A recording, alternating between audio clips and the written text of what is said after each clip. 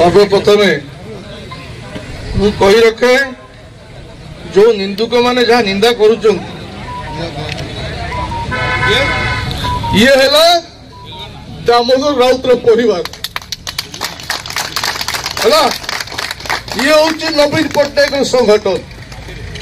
विधायक सागर अच्छी कुजंग ब्लॉक सभापति कार्यकारी सभापति चेयरमैन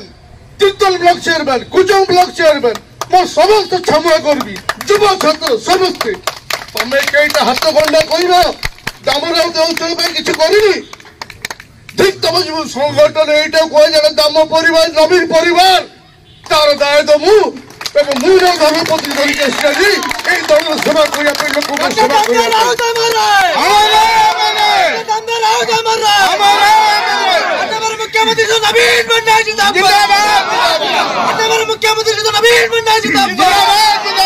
निंदुक तम मान सही दामोदर राउत हाथ में तैयारी करथिला मरिबार 2 दिन जाइनी तमे ता विरुद्ध रे कहबे गलो छी ठीक तुम जीवन को ये मोर समस्त क्षमा करबी कि अंचल समस्त आदिवासी कहीं तुमको केवे भी क्षमा करेंगे नहीं पूर्व बापा क्षमा करेंगे नहीं लज्जाजनक घटना आ कि नहीं आज मुझे बहुत छात्र गुहबरी कहूँ जो मान हाथ में मनीष कराइला से निंदा करते मुझे जानी जो अपराध कौन